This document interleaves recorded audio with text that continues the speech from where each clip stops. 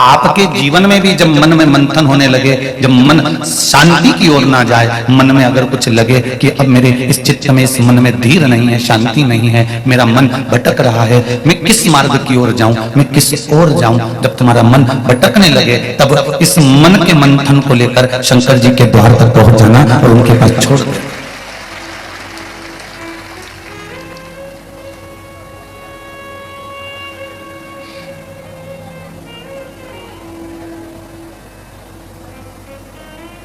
मन के भीतर एक बात बहुत ध्यान दीजिएगा, थोड़ा सा स्मरण रहे आप लोगों को। किसी भी वृक्ष के नीचे, पीपल का वृक्ष हो, बेलपत्री का वृक्ष हो, आंवले का वृक्ष हो, बट वृक्ष हो, किसी भी वृक्ष के नीचे आप अगर विराजमान हो तो षडाक्षर मंत्र ओम नमः शिवाय, ओम नमः शिवाय। षडाक्षर मंत्र का पूरा जाप नहीं कर सकते तो केवल एक अक्षर का ओम का नाम आप किसी भी वृक्ष के नीचे, जब आपके मन को शांति ना हो, धीर ना बन रहा हो, शीतलता मन के भीतर ना आ रही हो, बहुत बहुत टेंशन सामने आकर खड़ा हो रहा हो, किसी भी एक पूज्य वृक्ष के नीचे बैठकर कुछ देर ओम का नाद करना प्रारंभ करो।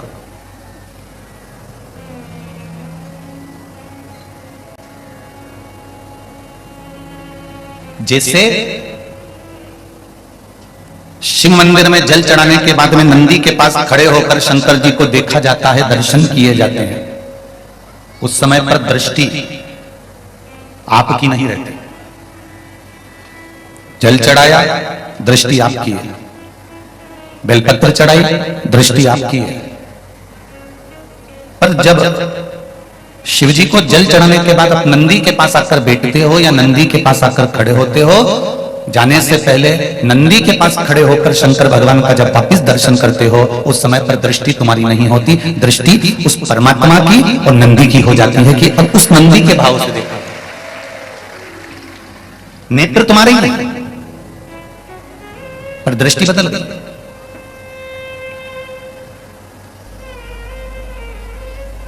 पांच मिनट में व्यक्ति की दृष्टि बदल जाती है, 5 मिनट का 1 सेकंड लगता है, दृष्टि बदल जाती है।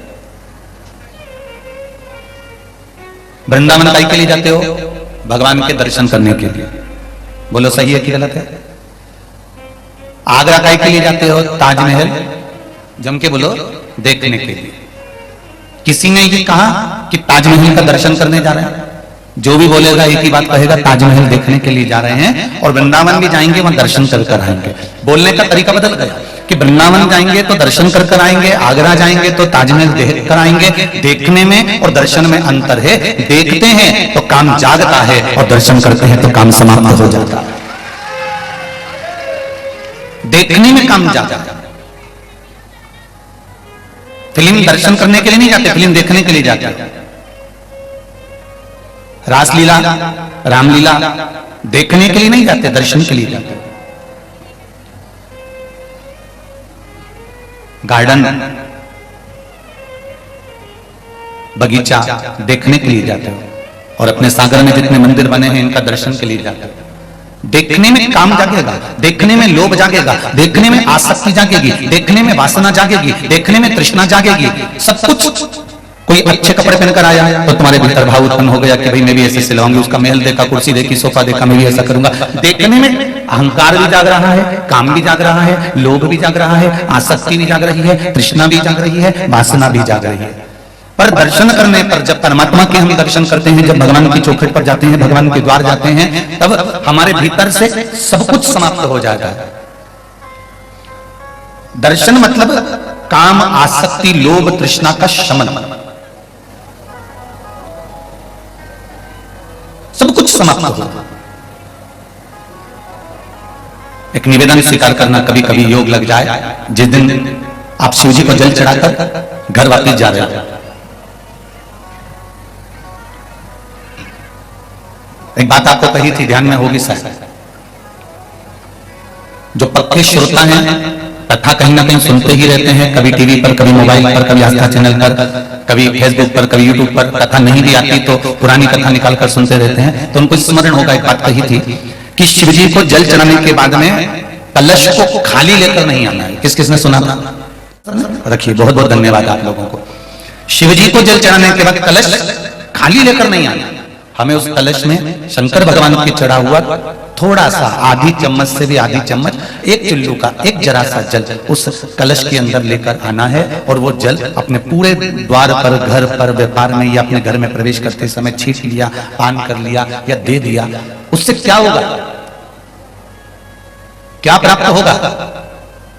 हम तो कहेंगे कि आप प्रयास करना, जिसके घर में संपदा नहीं आ रही हो, लक्ष्मी रुकी हुई हो, वैभव नहीं आ रहा हो, मानसिक टेंशन चल रहा हो, उनसे निवेदन है 1 महीना शिव जी के मंदिर में जल चढ़ाना चालू करो और शंकर जी पे जल चढ़ा हुआ थोड़ा सा कलश में लेकर वापस घर आओ और घर के दरवाजे पर छींटना प्रारंभ करो। देखो संपदा आना प्रारंभ होती है।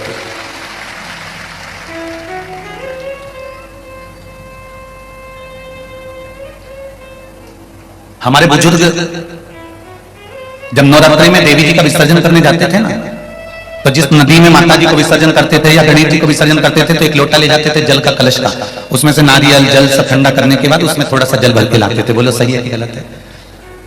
जो भी जाता था वो थोड़ा सा जल, पवित्र जल, गंगा जी दर्शन करने जा रहे हो, हरिद्वार जा रहे हो, प्रयागराज जा रहे हो, आप पुष्कर जी जा रहे हो, आप यमुना जी के घाट जा रहे हो, आप नर्मदा जी के घाट जा रहे हो, जब भी कोई पुण्यमय स्थान पर जाते हैं तो वहां से थोड़ा ना थोड़ा जल लेकर अवश्य आते हैं। उसी तरह तुम्हारे नगर में तुम जहां रहते हो, चाहे तुम दिल्ली रहते हो, मुंबई रहते हो, पुणे रहते हो, तुम्हारी मर्जी हो, तुम जहां रहते हो, सागर रहते हो, आस्था चैनल पर, फेसबुक पर, यूट्यूब पर जो कथा सुन रहे हैं, सब दूर दूर, कोई हरियाणा, कोई पंजाब, कोई उत्तराखंड, कोई कहीं हिमाचल, कोई यूपी, जहां तुम रह रहे हो, कोई बंगाल आदि कादिक जहां रहते हो, वहां तुम्हारे नजदीक में जो शिव मंदिर है, आप प्रतिदिन ये समझो ना कि वो शिव मंदिर नहीं है, वो केदारनाथ, वो बद्रीनाथ, वो यमुनोत्री, वो गंगोत्री, वो रामेश्वरम, वो काशी, वो महाकाल, वो भीमाशंकर, वो त्र्यंबकेश्वर, वो मल्लिकार्जुन हमारे पास नहीं है। हम जल चढ़ाएं और उसका जल थोड़ा सा लेकर आ रहे हैं, तो ये समझिए कि सारे तीर्थों का जल हमारे साथ में आ रहा है।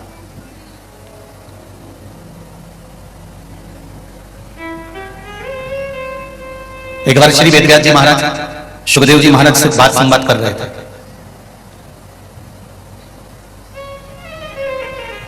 और यही संवाद सुखदेव जी महाराज ने श्री जनक जी महाराज से करा था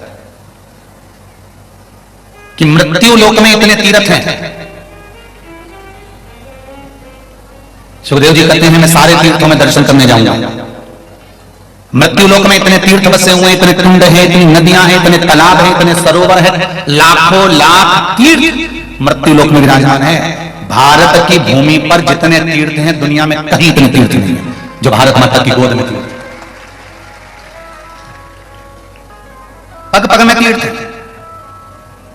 सुखदेव जी महाराज ने कहा जनक जी महाराज से कि आप मुझे गुरु मंत्र दे दो, मैं आपका शिष्य बन जाऊं और सारे तीर्थ घूमता फिरूं। तो जनक जी महाराज ने कहा अगर मैं तुझे गुरु मंत्र दे दूंगा वो मना नहीं है, पर गुरु मंत्र की एक दक्षिणा होती है, वो दोगे क्या तुम मुझको?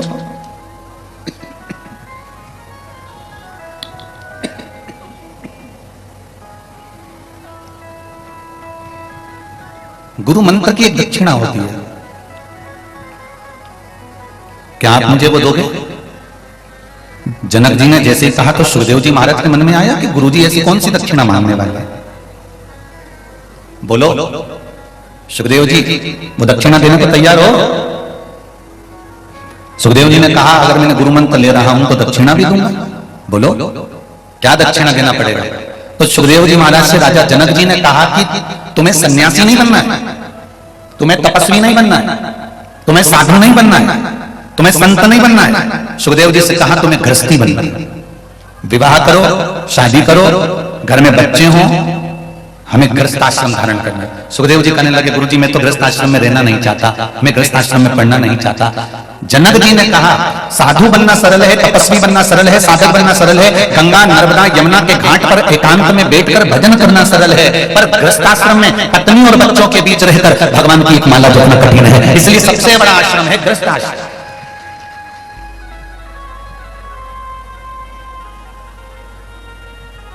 ये जितने लोग कहते हैं ना हम तो भैया विवाह नहीं करेंगे, हम तो साधु बन जाएं, हम तो संत बन जाएं, हम तो सन्यासी बन जाएं, हम तो तपस्वी बन जाएं। तो गंगा के घाट पर अकेले तो भजन कर कोई नहीं कर सकता है। अकेले राम तो कहीं पे भी डोलते फिरो, कौन मना करे जी। पर विवाह करने के बाद पत्नी, बच्चे, कुटुंब और कबीले के साथ में रहकर भजन करना कठिन है। सुखदेव जी से कहा तुम्हें शादी करना पड़ेगा, और सुखदेव जी महाराज ने गुरु जी की आज्ञा मानी और पितरों की कन्या पीवरी के साथ में, जिन सुखदेव जी ने राजा परीक्षित को श्रीमद् भागवत कथा सुनाई थी, उन सुखदेव जी ने पितरों की कन्या पीवरी के साथ में विवाह किया। देवी भागवत में लिखा है, अगर किसी को विश्वास नहीं हो तो देवी भागवत पढ़ लें।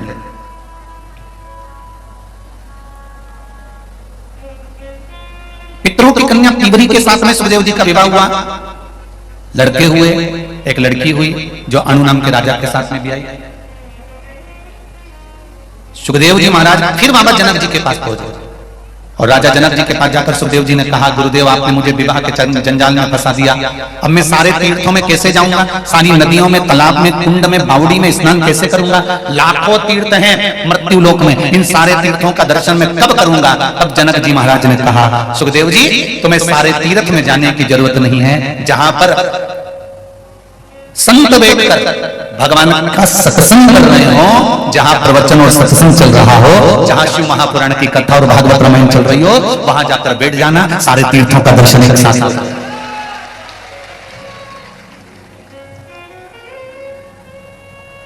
सागर वालों बहुत ध्यान से सुनना, और जितने लोग आस्था और मोबाइल पर कथा सुन रहे हैं वो भी सावधानी से सुनना कि सारे तीर्थ जिस समय पर शिव महापुराण की कथा प्रारंभ होती है उस दिन से लेकर जिस दिन विराम होती है उस दिन तक सारे तीर्थ, सारी नदियां, सारे तालाब, सारे कुंड, सारी बावड़ियां, सब की सब जहां कथा होती है उस पंडाल में आकर विराजमान हो जाते हैं। उसके भीतर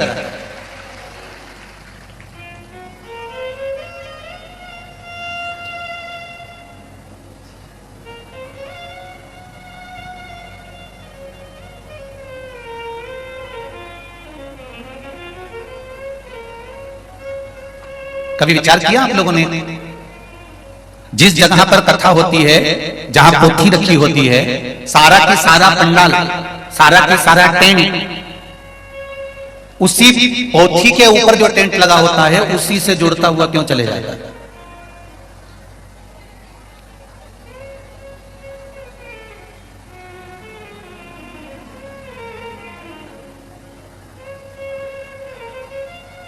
क्यों कहा जाता है कि बेलपत्री के वृक्ष के नीचे अगर दिया लगाने का बोला है तो बेलपत्री का वृक्ष बड़ा होना चाहिए। छोटा सा बेलपत्री का वृक्ष और उसके नीचे तुम दिया लगा रहे हो तो उसकी छांव तुम्हारे ऊपर नहीं आएगी क्या? नहीं। तो बेलपत्री का वृक्ष बड़ा होना चाहिए, जिसके नीचे आप बैठकर दिया लगाओ तो उसकी छत्र छाया रहना चाहिए। क्यों कहते हैं कि पंडाल में बैठकर जहां मौका मिल जाए, जहां जगह मिल जाए, पंडाल के भीतर बैठकर शिव महापुराण की कथा सुनना चाहिए। उसका कारण क्या है कि जो पंडाल बनता है वो शंकर भगवान की इस पोथी के ऊपर से चालू होता उससे जुड़ता 1 2 3 4 पीछे 5 साइड में 6 ऐसे बढ़ते जाए। जब एक दूसरे से जुड़ा होता है तो इसकी छत्र छाया अंत तक पड़ी रहती है जहां तक आप बैठे हैं। वो तो भीड़ बढ़ जाती है तो लोगों को, अब जैसे आज भी अपार भीड़ होने के कारण लोग भयंकर खड़े हुए हैं, उधर भी इधर भी और पीछे भी। फिर भी हम तो कहेंगे अगर कहीं मौका मिले, आपको जगह मिल जाए तो बैठने का भी प्रयास करना। फ्रिज में जो सामान रखा जाता है, रखे जाते हैं तो वो सड़ते हैं। अरे बोलो जल्दी से, नहीं। फ्रिज में दूध रख दोगे तो फटेगा। अरे पीछे वाले भी बोलो नहीं। फ्रिज में सब्जी रख दोगी वो सड़ेगी नहीं। फ्रिज में अगर तुमने सामान रखा है तो वो खराब नहीं होता। उसी तरह कथा सुनने जाओ तो पंडाल के अंदर बैठो, क्योंकि ये वो फ्रिज है जिसमें एक बार कोई पहुंच जाता है तो संसार में सड़ता नहीं। संसार में सड़ने से बचना है। काम, लोभ, आसक्ति, वासना, तृष्णा, मोह, ये सब मनुष्य को सड़ाने वाला है। इससे परे होना है हमको। इसलिए सत्संग में जाकर बैठने का प्रयास करा करो, प्रयास करो।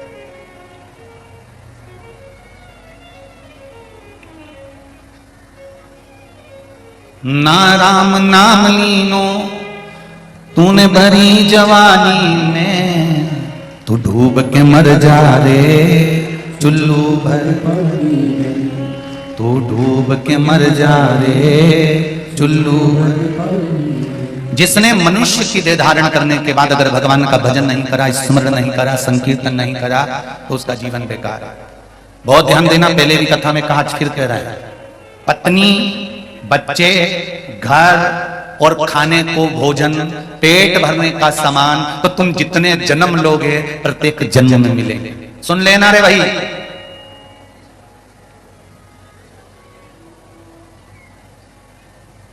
84 लाख योनियों में जितने तुम्हारे जन्म होंगे, प्रत्येक जन्म में तुम्हारी पत्नी भी होगी, तुम्हारा पति भी होगा, प्रत्येक जन्म में तुम्हारे बच्चे भी होंगे, प्रत्येक जन्म में तुम्हें भोजन भी मिलेगा, प्रत्येक जन्म में तुम्हें रहने के लिए पृथ्वी मिलेगी, घर भी मिलेगा। 84 लाख योनियों में पत्नी, बच्चे, घर, सामान सब मिलता है, सब कुछ मिलेगा, पर 84 लाख योनियों में शिव महापुराण की कथा नहीं मिलेगी। ये शिव महापुराण की कथा तो केवल मनुष्य के लिए है, मानव की योनि के लिए। इसलिए कहा, नौकरी करो, सर्विस करो, धंधा करो, बिजनेस करो, जो तुम्हें करना है सब करो, पर साथ में परिवार को चलाते चलाते शिव महापुराण की कथा, भगवान का भजन कीर्तन करते चलो। तुम्हारे पास समय नहीं रहता तो इतनी कमाई में से थोड़ा थोड़ा पैसा बचाकर दुकान में भी एक टीवी लगवा लो, और उस टीवी में कुछ मत करो, केवल 2 बजे से 5 बजे तक, जब तक शिव महापुराण की कथा है उस समय तक उसको चालू कर कर बैठ जाओ। भले तुम ग्राहकी करो, भले तुम सारा काम करो, पर एक बात याद रखना, एक शब्द भी अगर कान में चले गया तो हो सकता है कि जिंदगी सवर जाए। थोड़ा सा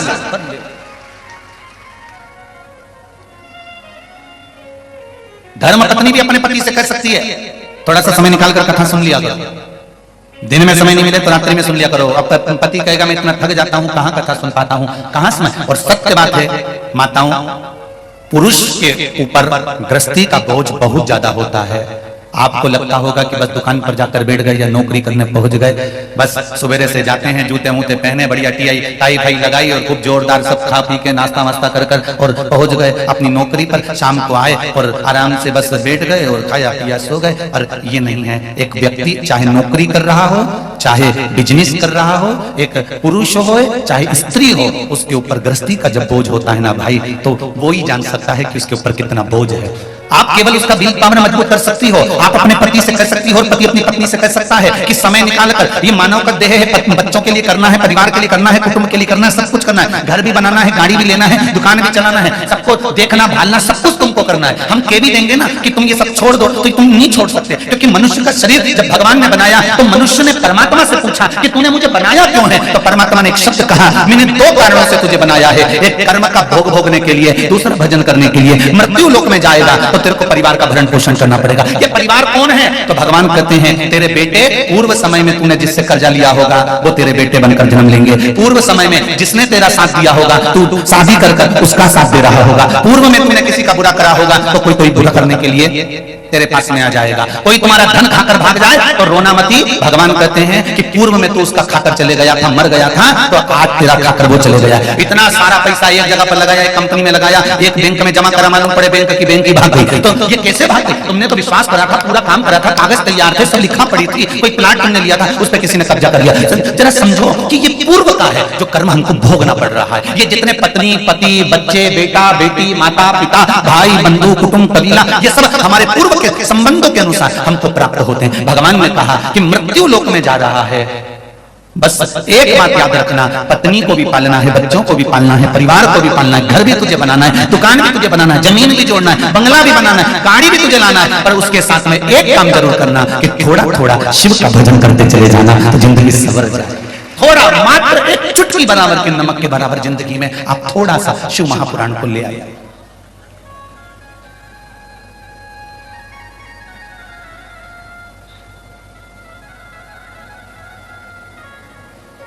एक सिस्टर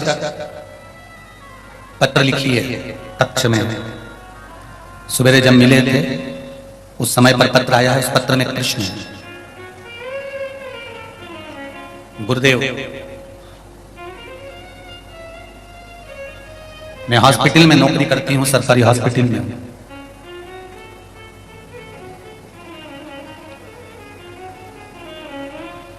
सिस्टर नहीं है वो जो पौछा आदि कादिक लगाती हैं, कार्य करने वाली माँ, उन्होंने कहा कि हम बर्ड बॉय लिखा था, कुछ ऐसा लिखा था उसमें, तो हम उसकी नौकरी करते हैं। हॉस्पिटल में बच्चा जन्म भी ले रहा है, जन्म जिस टेबल पर लिया गया है उस टेबल को भी हमें पहुंचना है। रोज प्रतिदिन 2-4 दिन में कोई मर भी रहा है तो भी हमको उसको देखना है। सुबह से लेकर शाम तक निकल जाता है, कभी शाम से लेकर रात की ड्यूटी होती है तो सुबह निकल जाता है। गुरुदेव,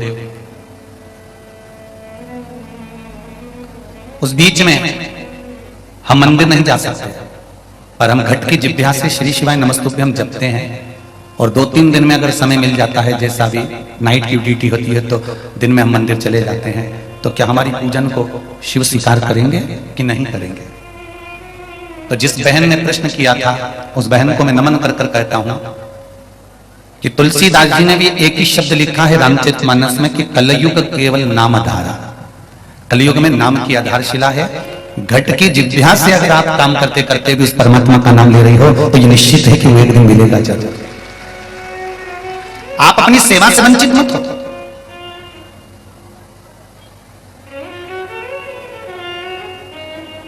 आप अपनी सेवा से वंचित मत हो।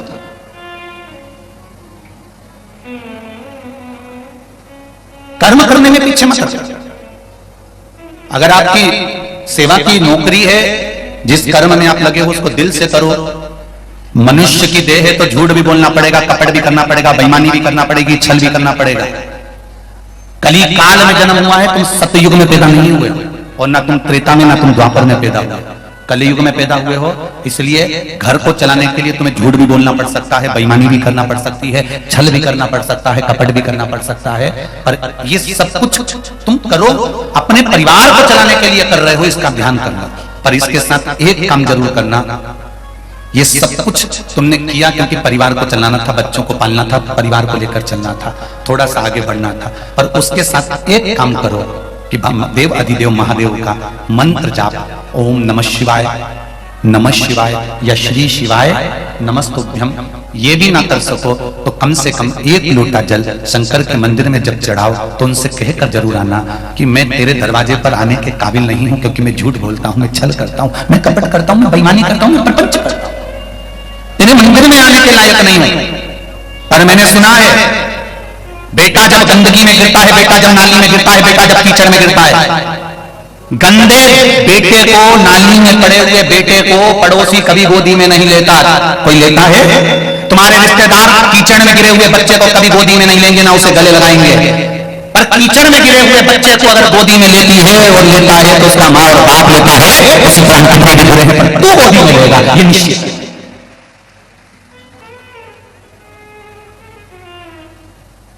गंदगी में सने हुए पड़ोसी गोदी में नहीं लेगा, गंदगी में सने हुए बच्चे को तुम्हारे रिश्तेदार गोदी में नहीं लेंगे। कोई बच्चा गिरकर आ जाए, गंदगी उसके पूरे शरीर पर मेला ही मेला लग रहा हो, गंदा गंदा लग रहा हो, मक्खियां भी निकल रही हो, कौन लेगा उसको गोदी में?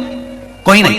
केवल एक माँ रहती है, गोदी में उठाया, लेकर चल दी, तुरंत उसका स्नान कराया, वॉशरूम में ले गई, कपड़े से पोंछा, उसके बाद भी कहती है रोना मती, मैं ले जा रही हूं ना तुझे, चुप हो जा, बिल्कुल चुप हो जा। और माँ उसको गले से लगाकर, बाप उसको गले से लगाकर और वॉशरूम तक लेकर जाएगा, स्नान कराएगा, वापिस उसको क्लीन कर देगा, वापिस साफ कर देगा, वो बेकार कपड़े बाथरूम में पटक देगा धोने के लिए, अच्छे कपड़े बच्चे को पहना देगा, शरीर में अगर बदबू भी आ रही होगी तो थोड़ा सा पाउडर लगा देगा। उसी तरह मेरा भोलेनाथ है, जिंदगी में तुमने कपट करा, छल करा, बेईमानी करी, प्रपंच करा, सब कुछ करा, पर देव अधिदेव महादेव के मंदिर जाना मत छोड़ना, उसके दरवाजे जाना, जिससे वो बाप तुमको साफ कर सके, वो मां तुमको क्लीन कर सके और भक्ति का पाउडर लगाकर तुम्हारे शरीर को फिर सुगंधित कर सके। उस माँ बाप का दरवाजा मत छोड़ना, उस माँ बाप का द्वार मत छोड़ना,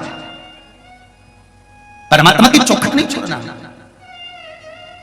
कलयुग में आए हो, हम कह देंगे तुमको कि जिंदगी भर सत्य बोलो तो तुम सत्य नहीं बोल पाओगे। एक बार पत्नी ने तुम्हारे पास आकर पूछ लिया कि मैं कैसी लग रही हूं, तुमने कह दिया हरी घास में भैंस जैसी लग रही है, तुमने सत्य बोला, उसको बुरा लग जाएगा, दूसरे दिन कमाई के चली जाएगी। इसलिए संसार में आने के बाद तुम्हें झूठ बोलना पड़ेगा। वो कैसी भी लगे तुम्हें हमेशा करने लगेगा क्या जोरदार लग रही है,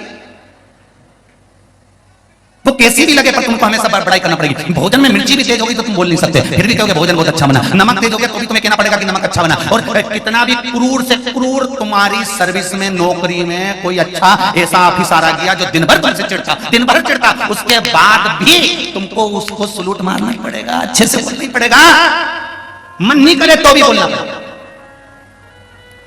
तो भी कहना पड़ेगा good morning sir, good day sir, तो भी कहना पड़ेगा यस सर।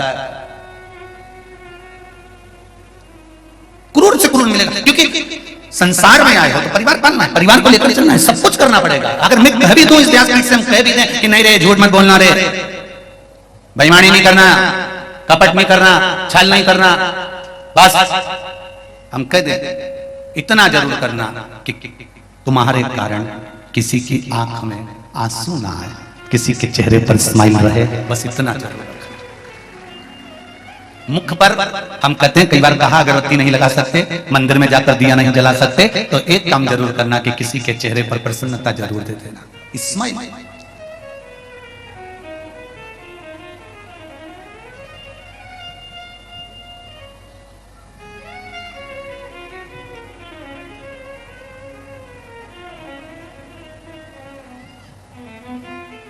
सत्य की ओर चलिए,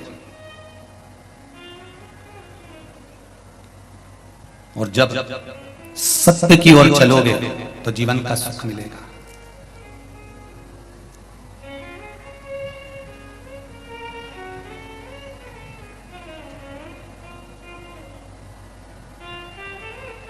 महाराज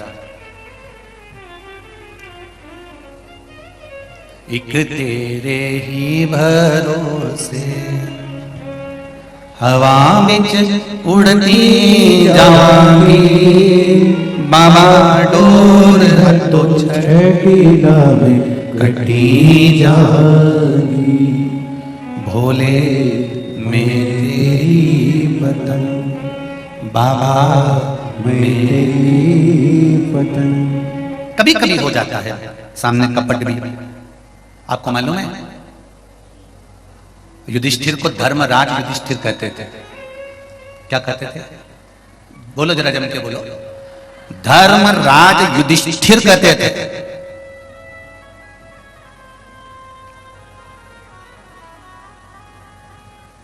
उसके बाद भी युधिष्ठिर को थोड़ी देर के लिए नरक जाना पड़ा था। विचार करिएगा जरा, महाभारत को उठाकर पढ़िएगा।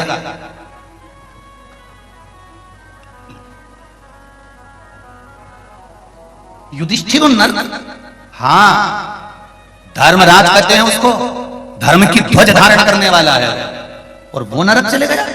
हाँ, कारण क्या था? केवल एक, पांडवों में केवल एक युधिष्ठिर ऐसे थे जो सात शरीर बैकुंठ गए थे। जब बैकुंठ में गए तो बैकुंठ में जाकर उन्होंने देखा कि पूरे बैकुंठ में उनके द्रौपदी नहीं मिली, अर्जुन नहीं मिला, नकुल नहीं मिला, सहदेव नहीं मिला, भीम नहीं मिला। तो उन्होंने पूछ लिया बैकुंठ में, ये मेरे भाई बंधु कहां हैं? मेरे भाई बंधु कहां हैं? बैकुंठ वासियों ने कहा हमको भी ज्ञात नहीं है, परमात्मा को मालूम है, मैं उनको ढूंढने जाऊंगा। और युधिष्ठिर उनको ढूंढने के लिए गया।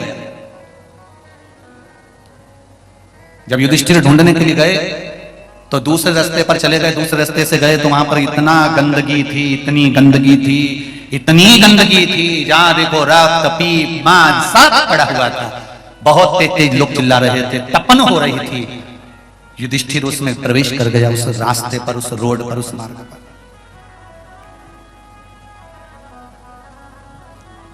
और युधिष्ठिर जब उस जगह पर प्रवेश करा, युधिष्ठिर जब उस जगह पर पहुंचे तब वहां पर जितने लोग खड़े थे कारागार में, वो सब आवाज लगाने लगे, भैया मत जाओ, वापिस मत जाओ, आप वापिस मत जाओ। युधिष्ठिर ने पूछा ये कौन लोग हैं? तो कहा ये नरक भोगने वाले हैं। अच्छा, आप वापिस मत जाओ।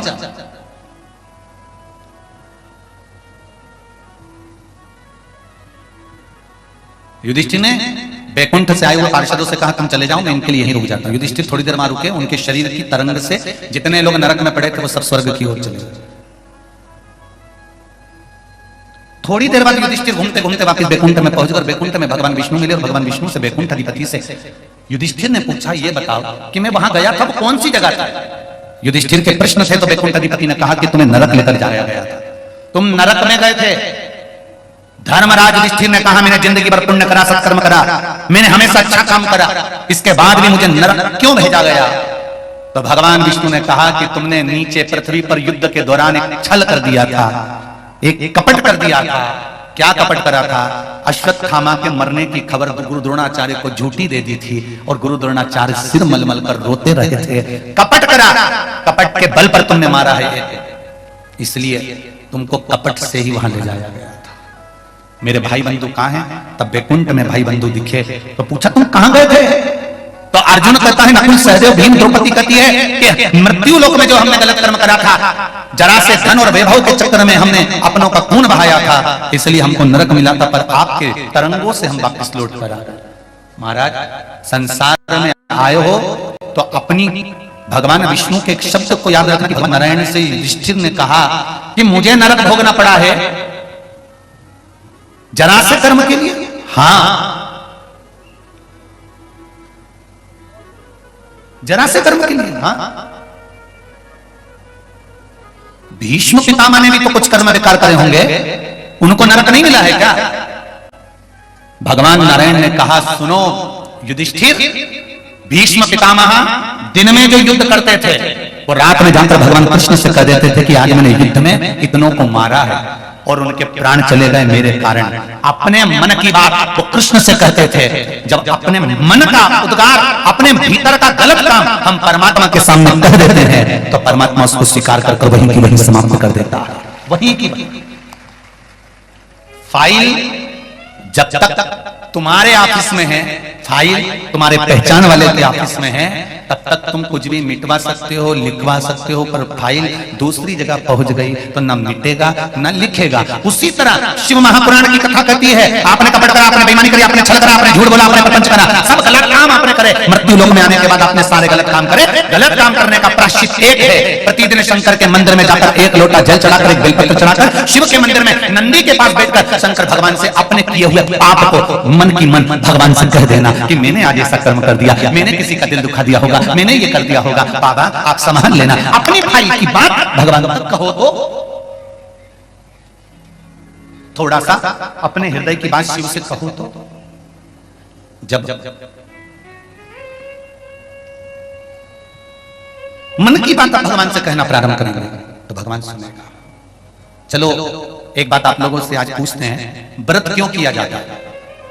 बोलो रे सागर वाली जिज्जी, जितने लोग बैठे हो सब प्रेम से बोलो, व्रत क्यों करते हैं?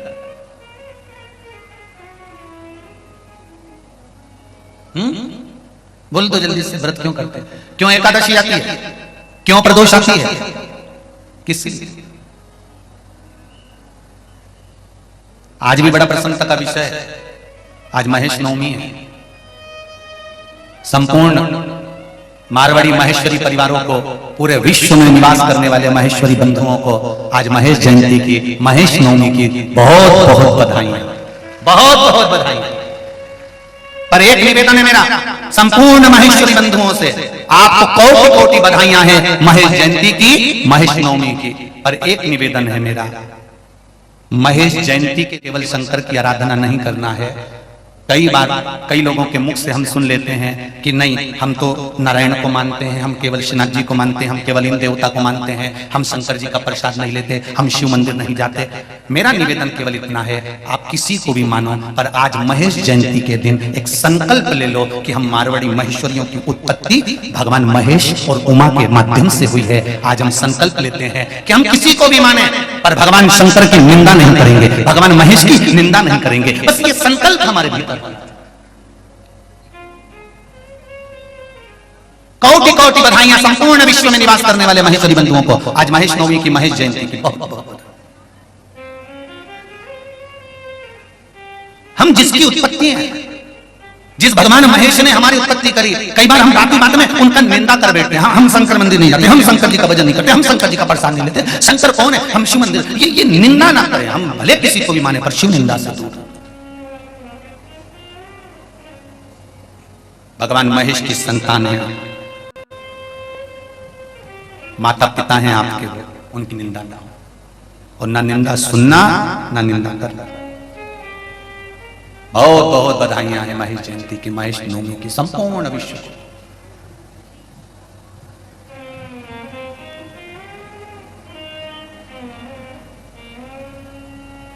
महाराज शिव मंदिर में जाकर अपने दिल की बात कहना प्रारंभ कर दीजिए।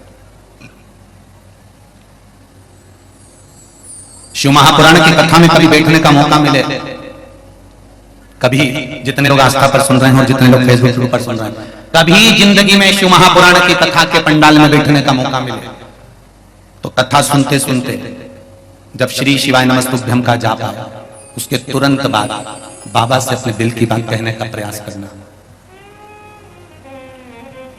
जब कोई कथा वक्ता श्री शिवाय नमस्तुभ्यम शिव महापुराण के मूल मंत्र को बोले, जैसे भागवत का मूल मंत्र है ओम नमो भगवते वासुदेवाय, रामचरितमानस का मूल मंत्र है सीताराम राम राम सीताराम, गीता का मूल मंत्र है श्री कृष्ण शरणम,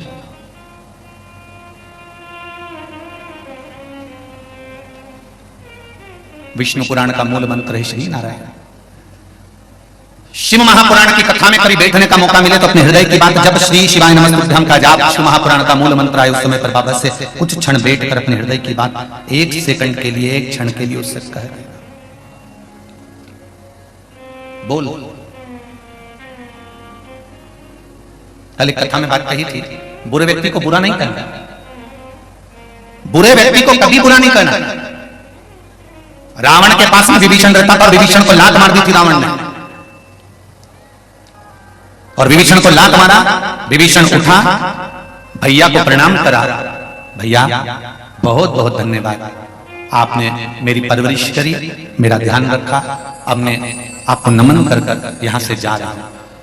विभीषण चाहता तो विभीषण को लात मारी थी, भाई था, कह सकता था दो शब्द अपने भाई लंकाधिपति रावण को, कुछ भी बोल सकता था, पर विभीषण ने कोई शब्द नहीं करा, कोई शब्द नहीं बोला, उल्टा प्रणाम करा। प्रणाम कर कर विभीषण वहां से उठकर दूरी बनाकर चले गया। शिव महापुराण की कथा कहती है, कोई आपको अपशब्द कहता है, ताने देता है, गाली देता है, आड़ा टेढ़ा बोलता है, उसको पलट कर अपशब्द नहीं कहना है, बस एक काम विभीषण जैसा करना। विभीषण ने रावण से दूरी बना ली थी, कहीं दूर चले गया था, आप भी उससे मिलो पर व्यवहार की दूरी बना लीजिए कि अब हमको इससे ज्यादा व्यवहार नहीं रखना। शब्द कितनी हैदराबाद की कथा सुनी आप लोगों ने? उसमें एक बात कही थी, गोली और बोली सुनी थी? गोली का घाव, बंदूक से निकली हुई गोली का घाव भरा सकता है, पर मुख से निकली हुई गोली का घाव जिंदगी भर नहीं भरा, पूरी जिंदगी नहीं भराएगा। गोली और बोली का ध्यान रखना कि गोली का घाव, बंदूक से निकली हुई गोली और मुख से निकली हुई बोली, ध्यान रखना। हैदराबाद की कथा में कहा था आपको कि बंदूक से निकली हुई गोली का घाव भर सकता है, पर मुख से निकली हुई गोली का भाव जो निकला है बोली, उसका घाव नहीं भरा सकता। वो बहू पहली बार जब शादी कर आई और सास ने ऐसे शब्द बोल दिए ना, वो जिंदगी भर भले सास मर जाएगी पर याद तो बोली रहेगी। ननंद ने जो जो बोला है भाभी को याद रहता है, भाभी ने जो बोला वो ननंद को याद रहता है, भले वो अपने मायके चली गई, ससुराल चली गई, सब कुछ हो गया, बच्चे बड़े हो गए, ब्याह हो गया, बुढ़े हो गए, पर वाणी गोली का घाव भरा सकता है, बंदूक की निकली हुई गोली का घाव एक बार भर सकता है, पर बोली जो मुख से निकली है उसका घाव कभी नहीं भराता। इसलिए वाणी ऐसी बोली है जो मन का आपा खोए, पर आज के जमाने में वाणी ऐसी बोली है जो जम के झगड़ा होए, पर उससे मत बोलिए जो तुमसे तगड़ा होए। पर बोली पर ध्यान रखिए, गोली का घाव भर सकता है पर बोली का घाव कभी नहीं भरा सकता महाराज, बोली का घाव।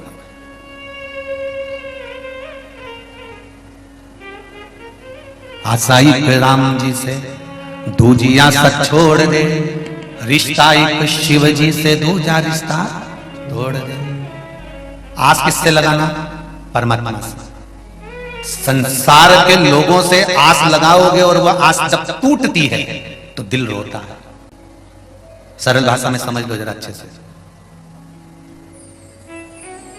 गुलदस्ता लेकर आए, इतना बड़ा तो तुम गुलदस्ता लाते हो ना, पन्नी लपटा हुआ, देखा है?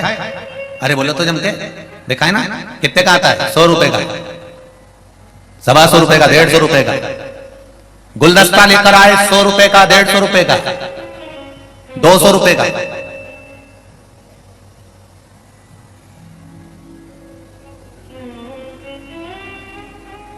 पानी का मटका लेकर आए, 60 रुपए का, छोटा सा, इतना बड़ा 50-60 रुपए का पानी का मटका लेकर। अब तुम गुलदस्ता भी लाए हो, पानी का मटका भी लाए हो, घर में आए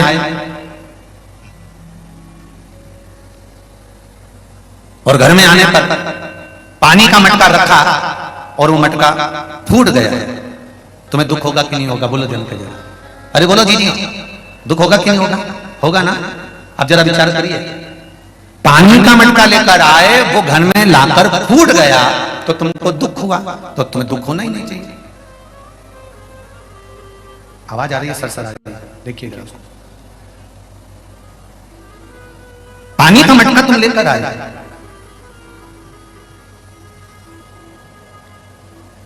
और वो पानी का मटका जो तुम लेकर आए हो, वो पानी का मटका, अब ठीक है, वो पानी का मटका फूट गया तो तुम्हें दुख हुआ। अब वो गुलदस्ता जो तुम लेकर आए हो वो रात को मुरझा गया, बेकार हो गया, तुम्हें दुख हुआ?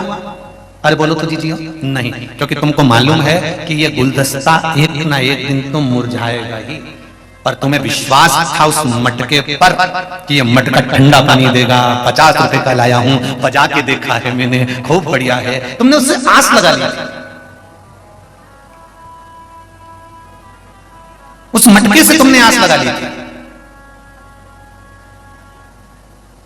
और मटके से तुमने जब आस लगाई और वो आस तुम्हारी टूटी तो तुम्हें दुख हुआ, आंख में जल गया। गुलदस्ता सूखा, उसका गम नहीं हुआ, क्योंकि तुम्हें मालूम था कि ये होगा। तो उसी तरह हमें अपना जो व्यवहार बनाना है वो इस तरह का बनाना है कि संसार के लोगों से अगर आस लगाओगे तो एक ना एक दिन वो आस टूटेगी जरूर, और टूटेगी तो तुम्हारी आंख में आंसू आएगा। तुम तो एक काम करो, गुलदस्ते जैसा संसार समझो कि एक ना एक दिन ये तो हमको परेशान करेंगे ही, ये तो दुख देगा ही, ये तकलीफ देगा ही, तो ये एक दिन सुख नहीं है, तो इसलिए उसको ये विचार करके चलना कि हमको आस नहीं लगाना।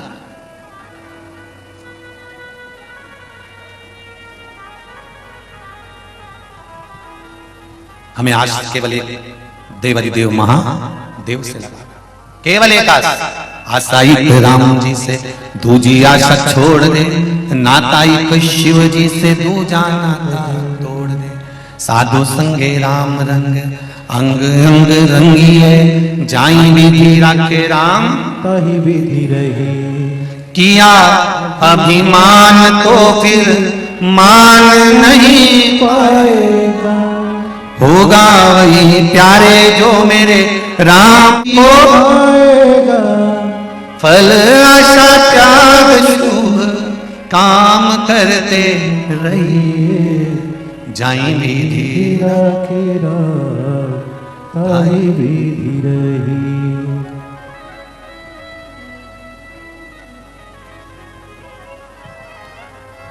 जिस हिसाब से भगवान रखे उस हिसाब से भजन में लगे, भजन महाराज। सबसे बड़ा दान कौन सा होता है? बोलो री जी, सबसे बड़ा दान कन्यादान। बोलो बोलो, कन्यादान, फिर अन्नदान, जलदान, फिर रक्तदान। इन सारे दान से भी बड़ा एक दान और होता है जो आज कलयुग में बहुत जरूरी है, अपने रिश्तेदार और परिवार को समय का दान। थोड़ा समय देना प्रारंभ करिए। बाप बेटे को समय नहीं देगा, बाप अगर बेटे से भी बनाकर रहेगा तो बेटा जब बड़ा हो जाएगा, तुम्हारी अवस्था डल जाएगी, तो बेटा क्या तुम्हें समय देगा? ईमानदारी से बोलो जरा, नहीं। एक पिता को क्या चाहिए? घर पर आए तो बच्चों से अच्छे से व्यवहार करे, अपने पुत्रों से अपनी पुत्रियों को बिठाकर बात करे, बेटा क्या बात है, क्या हो गया बाबू, क्या है, पढ़ाई कैसी चल रही है, आओ इधर बैठो मेरे पास। कभी अपने बच्चों के पास बैठकर खिलखिलाकर हंसने का प्रयास करना, कभी अपने बच्चों के पास बैठकर दिल से उनसे बात करने का प्रयास करना, कभी अपने पुत्रों के पास में पुत्रियों के पास बैठकर उनसे दिल की बात निकालने का प्रयास करना, कभी उनके मन की बात निकालने का प्रयास करो और अपने मन की बात अपने बच्चों को बताने का प्रयास करो। क्यों? अगर आज आप अपने पुत्र और पुत्रियों को समय नहीं दोगे तो जब तुम्हारा बुढ़ापा आएगा तो तुम्हारी औलाद तुमको समय देने वाली नहीं है, क्योंकि ये हाथ दो ये हाथ लो, ये संसार की रीति है। आप थोड़ा सा समय अपने परिवार को, अपने कुटुंब को, अपने कबीले को, अपने रिश्तों को, अपने नातों को थोड़ा देना चालू करिए, तो वो भी आपको समय देना चालू करेंगे। सब दान करो पर थोड़ा समय का भी दान करो। माना आपके पास में समय नहीं है, आप दिन भर दुकान पर बैठते हो, नौकरी पर रहते हो, सर्विस पर रहते हो, दिन भर ड्यूटी रहती है, सब कुछ रहता है, पर एक समय जल्दी उठ जाओ, बच्चों को उठाकर उनके साथ थोड़ी बैठकर बात करो, थोड़ा शाम के टाइम पर बैठते हैं उनसे बात करना, थोड़ा सा समय दीजिए। आज के समय में कलिकाल में ना पत्नी पति से कोई बात कर पाती है, ना पति पत्नी से बात कर पाता है। क्यों? दिन भर को व्हाट्सएप चलता रहता है, रात्रि को थोड़ी देर सोने का समय हुआ तो व्हाट्सएप, उठे तो व्हाट्सएप, चालू करा तो व्हाट्सएप, समय निकल गया, पति चले गए दुकान बिजनेस पर। थोड़ा सा समय देना प्रारंभ कर लीजिए तो जिंदगी की बहुत सारी समस्याएं घर में ही समाप्त हो जाएगी, बाहर तक नहीं जाएंगी। उस समस्या का समाधान समय।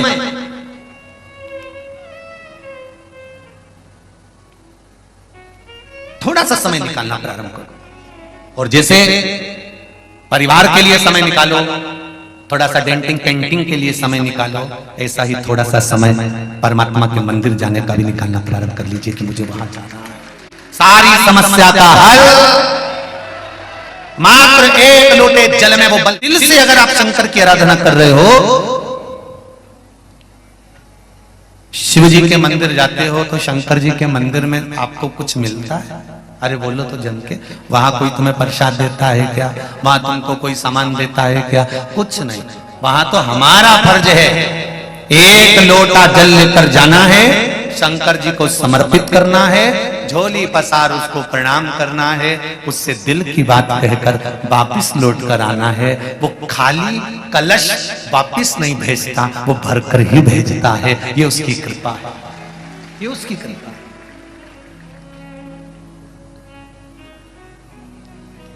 महाराज उसके भजन का बल है ही ऐसा।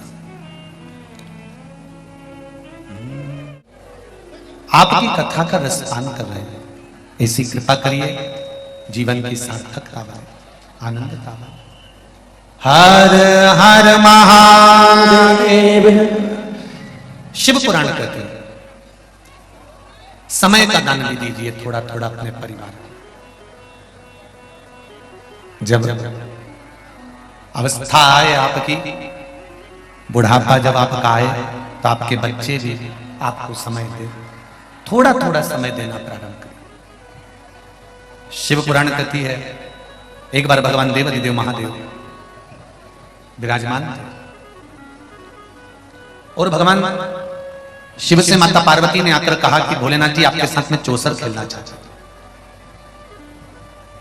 शिव जी ने कहा बिल्कुल खेलिए।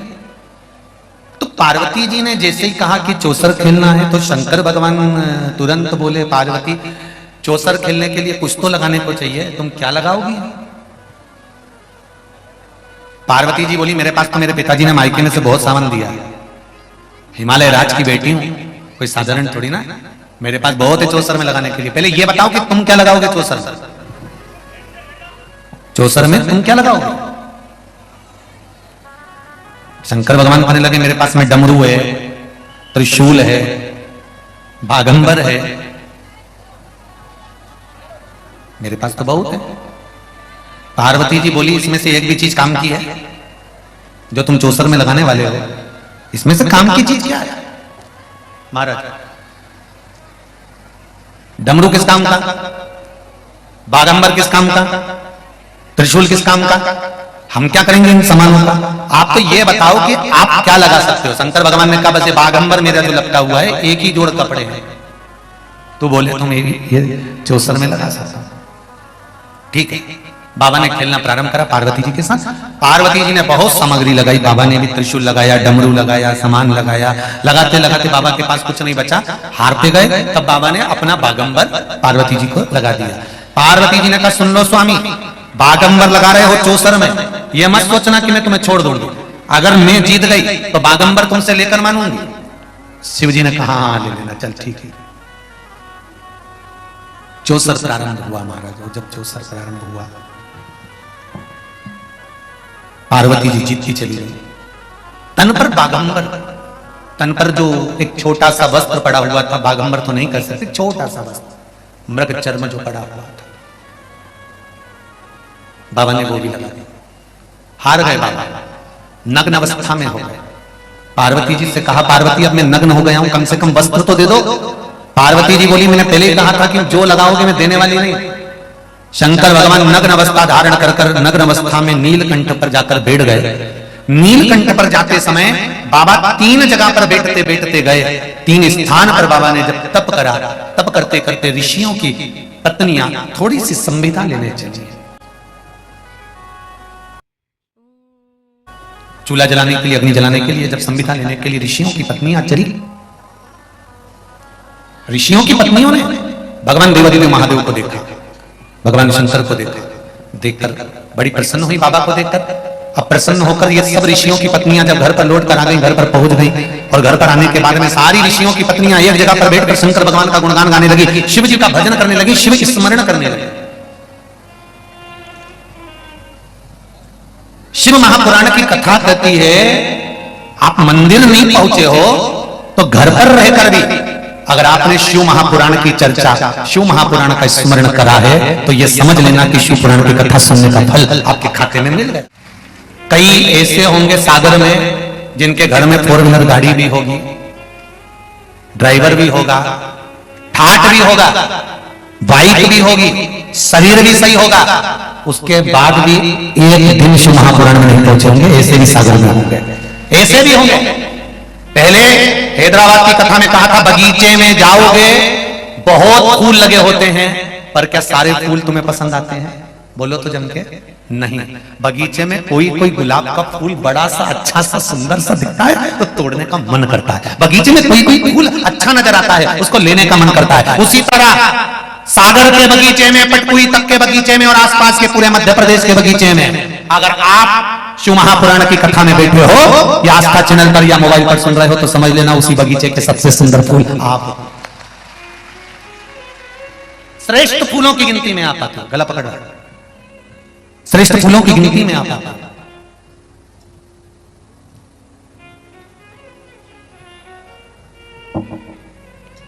शिव मंदिर जितना जा सकते हो, अगर शरीर से बने तो जाइए, 2 क्षण उसके पास जरूर जाओ।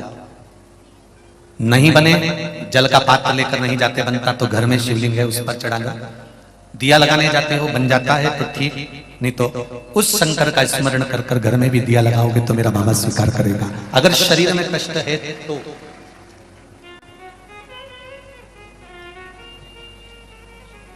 शरीर में अगर कष्ट है, मेरे देवादिदेव महादेव की कृपा, भगवान शंकर को देखकर ऋषियों की पत्नी ने विचार करा और आपस में बात करने लगी। तो ऋषियों को बड़ा बुरा लगा, ऋषियों को इस चीज का बुरा लगा कि हमारी धर्म पत्नियां, एक ऋषि की पत्नियां ना जाने किस पुरुष की बात कर रही है, इनको नहीं मालूम कि ये शंकर जी की बात कर रही है।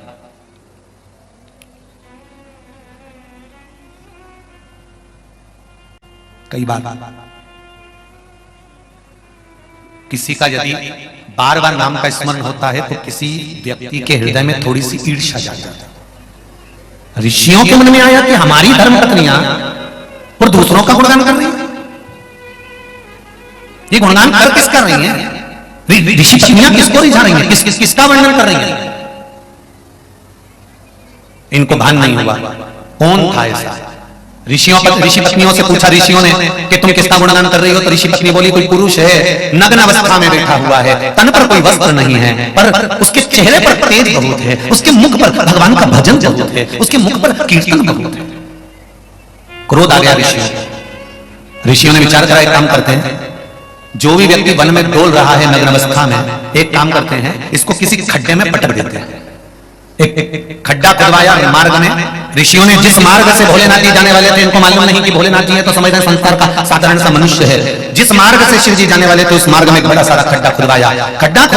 देवादिदेव महादेव जा रहे थे, शंकर जी ने खड्डे को देख लिया था कि बहुत बड़ा खड्डा खुदा हुआ है। शिव जी तो सब जानते थे पर लांग कर जा सकते थे, पर शंकर जान करके उस खड्डे में गिर गए। ऋषियों ने मार्ग रोक दिया। रात्रि के समय पर एक सिंह को अग्नि की मशाल के माध्यम से उसी खड्डे में पटक दिया। एक ही खड्डे में देवादिदेव महादेव भी हैं, एक ही खड्डे में सिंह, शेर, बाघ भी। बाबा देवादिदेव महादेव और बाघ में दोनों में चर्चा हुई, बात हुई। भगवान शंकर ने बाघ को मारना प्रारंभ करा तो बाघ ने हाथ जोड़कर कहा, प्रभु बस एक निवेदन स्वीकार कर लो कि भले मेरे प्राण ले लो, पर मेरे शरीर की जो बागंबर है, मेरे शरीर की जो खाल है, वो आप अपने आसन में समर्पित कर लो, अपने तन पर धारण कर लो। शिव जी ने बाघ की खाल को, बागंबर को अपने तन पर धारण करा। उस बागंबर को पहनकर शंकर भगवान नीलकंठ पर पहुंच गए। भगवान शिव जब नीलकंठ पर पहुंचे, आज भोलेनाथ गंगा जी में नहाने के लिए गए, उनकी तप साधना के बल पर शरीर से पसीना बह निकला, पसीने की 5 धार बन गई। जब पसीने की 5 धार बनी तो भगवान शंकर की 5 लड़कियों ने जन्म ले लिया। जया, साथ में बोलेंगे सभी लोग, जया, विषहरा, शामरी बारी, दौतली और देव।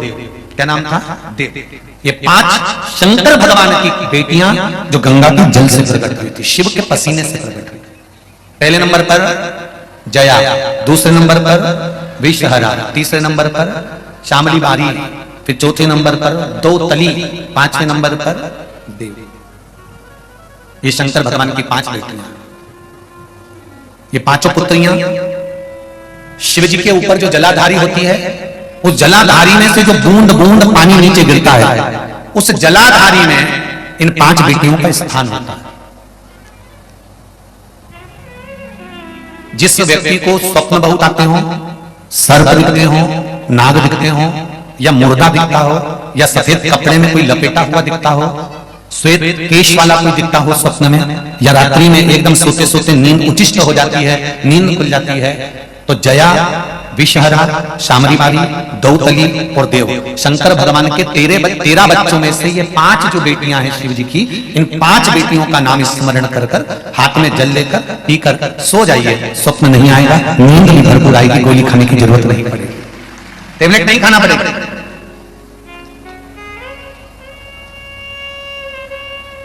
भगवान शंकर ने बागंबर धारण किया।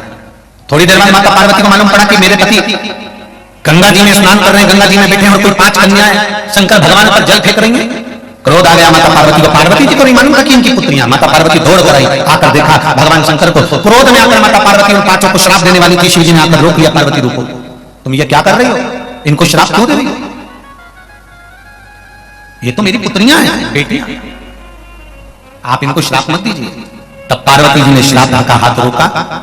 शंकर भगवान से कहा, भोलेनाथ आपसे एक निवेदन है। शिव जी ने पूछा, क्या निवेदन? अगर ये आपकी बेटियां हैं, आपके द्वारा गंगा के जल से प्रकट हुई है, तो मैं भी एक बेटी को जन्म देना चाहता हूं। शंकर भगवान ने कहा, ठीक है पार्वती, चलो मेरे साथ। भगवान शंकर पार्वती को लेकर काशी चले गए। काशी अविमुक्त नगरी, मोक्ष नगरी है काशी।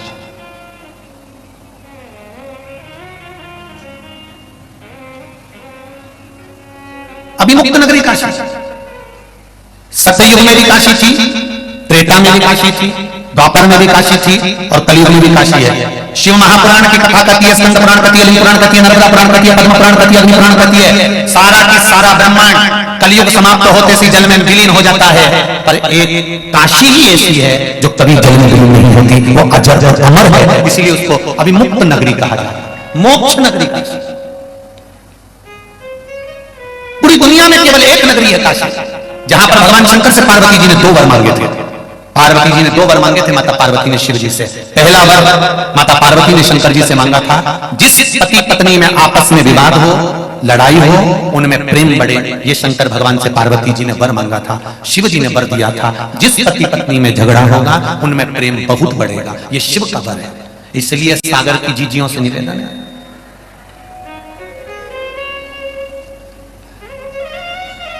एक बात कहें आपको, झगड़ा करने में भी दिल की बातें बाहर निकल जाती हैं। बोलो सही गलत है? जो मन में तुम्हारे कपट भरा रहता है ना, बहुत सारा गुब्बार भरा रहता है, तो ये झगड़ा जब करते हो ना, तो तुम उनसे बोल देते हो और वो भी जो बोलना हो वो बोल देता है। और निवेदन है, थोड़ा झगड़ा तो ठीक है, लड़ो। और जितने भी लोग लड़ते हैं ना आपस में, लड़के दुकान चले जाते हैं, नौकरी पे चले जाते हैं और आते से ही पूछते हैं, क्यों तेरी मम्मी कहां गई? तुरंत झगड़ा कर गए और आते से पूछे, मतलब प्रेम बढ़ गया। विवाद होता है तो प्रेम नहीं बढ़ता। लड़ो, पर ऐसा मत लड़ना कि अदालत तक बात पहुंच जाए। लड़ो, मना नहीं, शिवजी ने पार्वती से कहा मैं तुझे वर देता हूं, तथास्तु कहता हूं कि जो आपस में झगड़ा होगा पति पत्नी में उसमें प्रेम बढ़ेगा। पार्वती जी ने दूसरा वर मांगा मुझे कि काशी में जो मरेगा उसको गुरु मंत्र आपको देना पड़ेगा। शंकर भगवान ने कहा ये कभी नहीं हो सकता पार्वती, कि काशी में जो मरेगा उसको मैं गुरु मंत्र दूंगा। पार्वती इस वर की जगह तुम दूसरा वर मांग लो। पार्वती जी कहती नहीं, वर तो मुझे यही चाहिए, मुझे दूसरा वर नहीं चाहिए। महाराज देना हो तो दीजिए जन्म जन्म, मेरे सिर पर रख दो भोले अपने ये दोनों, और देना हो तो दीजिए जन्म जन्म। भोलेनाथ जी से माता पार्वती जी करेंगे दूसरा वर देना है तो दीजिए, और वर भी कोई साधारण नहीं है, वर वो दीजिए कि काशी में जो मरेगा तो गुरु मंत्र आपको देना पड़ेगा।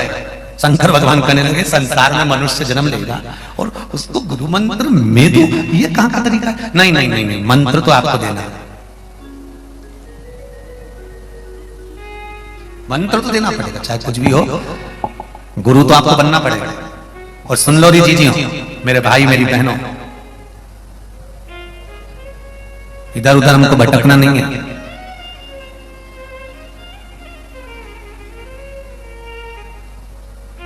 मालूम पड़े एक गुरुजी से मंत्र ले लिया, वो गुरुजी से पीछा छूटा, दूसरा गुरुजी बना लिया। होता है कभी कभी। एक बार हम कथा करने कहा गए थे तो वहां पर कहीं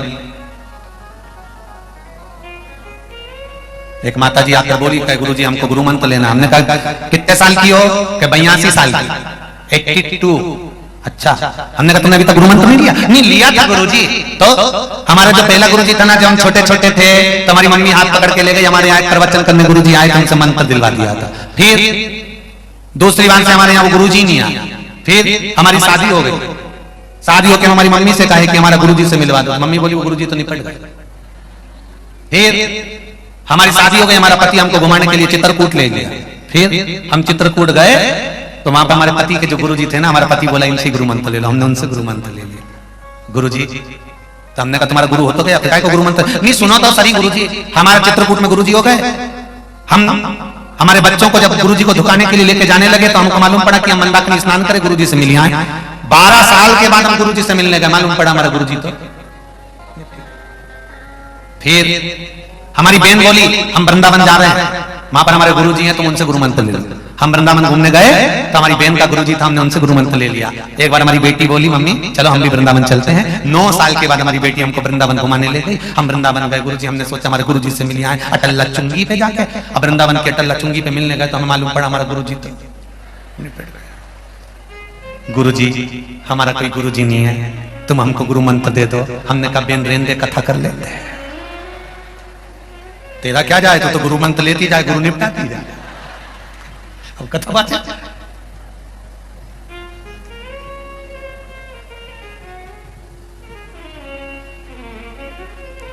इधर उधर भटकना। एक गुरु करा, दूसरा छोड़ दिया, दूसरा करा, तीसरा छोड़ दिया। पानी पियो छान और गुरु करो जान। आज का जमाना बड़ा विचित्र है कि गुरु फिरे बाजार में, हमसे दीक्षा लेओ, नरक पढ़ो चाहे स्वर्ग जाओ, पर माल हम ही को दो। आजकल के गुरु बड़े विचित्र हैं। गुरु मंत्र देंगे, बिठाएंगे, ढेर मंत्र प्रदान कर देंगे, पर ये विचार नहीं करते। भाई एक बात बहुत ध्यान लगा कर सुनना, मेरा गुरुओं से भी निवेदन है, गुरु मंत्र देते समय गुरु भी विचार करे। एक बात का ध्यान रखना, जब लोन लिया जाता है तो किसी ना किसी की गारंटी रखी जाती है। बोलो सही है? अरे बोलो तो जी, तुम्हारे साथ जो जाएगा ना उसकी फाइल जमा होगी, तुम इनको पहचानते हो? Yes sir. तुम्हारे पास प्रॉपर्टी है? जी सर। तुम्हारी गारंटी रखी जाएगी, अगर इसने लोन नहीं भरा तो तुमसे लिया जाएगा, ये कागज में लिखा जाता है। उसी तरह गुरु जो होता है वो अपने शिष्य की गारंटी लेता है कि ये भजन करेगा और आपको तारना है। अगर शिष्य मंत्र लेने के बाद भजन नहीं करता तो गुरु जी को भोगना पड़ता है। इसलिए गुरु मंत्र देते समय गुरु जी भी ध्यान रखें कि सबको मंत्र देने में एक पट्टे में सबको बिठा लिया और मंत्र दे दिया, और मंत्र लेने के बाद लोग गए फिर वही मदिरा पान करना, मांसाहार करना, भक्षण करना। और गुरु जी ने पूछा क्यों रे, तू तो गुरुमुख हो गया, गुरु मंत्र लिया है तूने? और अभी भी मदिरापान कर रहा है। अरे गुरुजी तो मुख से मैंने गुरु मंत्र लिया था, कानों से लिया था, पर पीने के बाद तो नीचे उतर जाए, यहाँ तो रही, इसलिए मंत्र खराब। गुरुजी ने कहा नहीं नहीं, मुझे भोगना पड़ेगा, भोगना पड़ेगा। गुरु मंत्र लेना जरूरी है, पर एक निवेदन है, भटकना नहीं है इस मंत्र के लिए। अगर दिल से एक लव्य जैसा दिल से अगर मान लिया कि ये गुरु है, तो वो दिल से गुरु हो गया, फिर भटकेगा नहीं। मन लिया ना लिया, मंत्र जाप तो कराना, ओम नमो भगवते वासुदेवाय श्री शिवाय नमस्तुभ्यं। कथा सुनने के लिए चैनल को सब्सक्राइब करें, लाइक करें, शेयर करें।